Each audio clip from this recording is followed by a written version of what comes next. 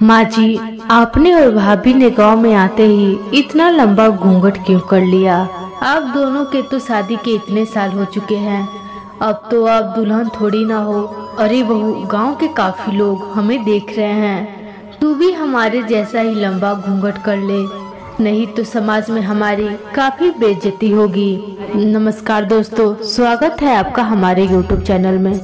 कहानी में आगे बढ़ने से पहले आप हमारे चैनल पे नए हैं तो चैनल को सब्सक्राइब जरूर करें और बेल आइकन पर प्रेस करें ताकि आने वाली और भी नई कहानी की नोटिफिकेशन आपके मोबाइल पे सबसे पहले पहुंचे। आज मैं आपके लिए कहानी लेके आई हूँ, सासू माँ का घूंघट और अंधेरे कमरे।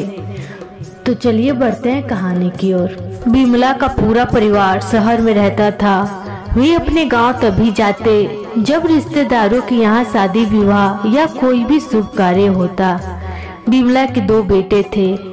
बड़े बेटे की शादी तो गांव की ही लड़की से होती है, पर छोटे बेटे ने शहर की ही लड़की से लव मैरिज की, जिस वजह से गांव में देवी देवताओं की पूजा अधूरी रह गई। शादी के कुछ महीने बाद बिमला अपने पति से कहती है कि क्यों ना हम अपनी दोनों बहुओं के साथ गांव जाकर देवी देवताओं की पूजा भी कराएं और बेटी की शादी की पार्टी गांव वालों को भी दे दें। बिमला का पति कहता है तो ठीक है, हम 2-4 दिनों के बाद चलते हैं। मैं आज ही सबकी ट्रेन की टिकट करवा लेता हूँ। 2-4 दिनों के बाद सभी लोग गाँव के लिए निकलते हैं तो बिमला की नजर छोटी बहू के कमरे की तरफ पड़ती है।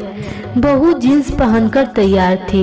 बिमला अपनी छोटी बहू से बोलती है, बहू, हम सब मूवी देखने या तुम्हारे मायके नहीं जा रहे हैं, हम गांव जा रहे हैं। वहाँ ये जींस पहनकर जाओगी तो लोग क्या कहेंगे? एक अच्छी सी साड़ी पहन लो। अगर तुम्हारे पास अच्छी साड़ी नहीं है तो बड़ी बहू से 2-4 साड़ियाँ ले लो।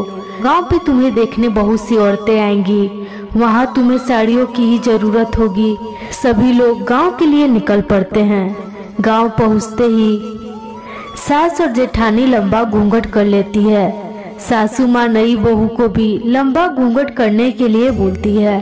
छोटी बहू तो लंबा घूंघट करके जैसे तैसे घर के तरफ जाने लगती है।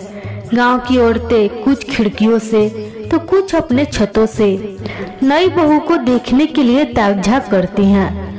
छोटी बहू जब घर के अंदर जाती है तो देखती है कि उनका गांव का घर मिट्टी का है और सासू माँ की जेठानी की बहू मिट्टी के चूल्हे पर लकड़ियाँ जलाकर सबके लिए भोजन बना रही है। देवरानी और जेठानी सबका आशीर्वाद लेकर जब कमरे में जाती है तो छोटी बहू देखती है कि कमरे में पूरा अंधेरा था।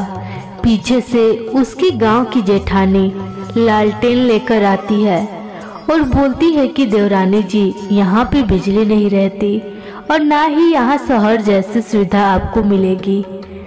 अब तो आप कुछ दिनों के लिए ऐसे ही रहने की आदत बना लो। नई बहू हक्की बक्की रह जाती है। वो सोचती है कि बिना बिजली के वो इतने दिन गांव में कैसे रहेगी। सासू माँ की जेठानी बड़ी कड़वी दिमाग की औरत थी।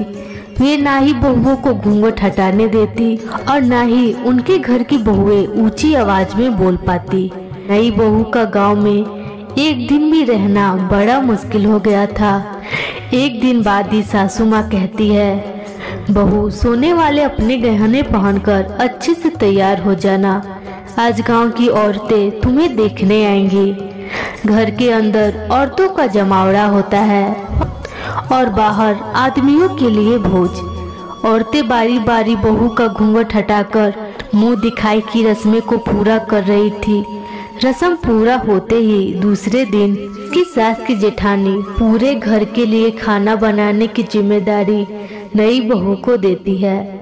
उसकी सास को भी लगा कि बहू तो मिट्टी के चूल्हे पर खाना बनाना ही पहली बार देख रही है, तो ये खाना बनाएगी कैसे?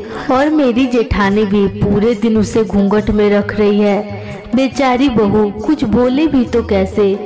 सासू माँ अपनी बाकी की बहुओं से कहती है कि वे अपनी जेठानी को बातों में उलझाकर रखती है, तब तक वे छोटी बहू की मदद खाना बनाने में कर दें। इधर सासू माँ अपनी जेठानी को बातों में उलझाकर रखती है, उधर सभी बहुएं मिलकर सभी के लिए खाना बनाती हैं।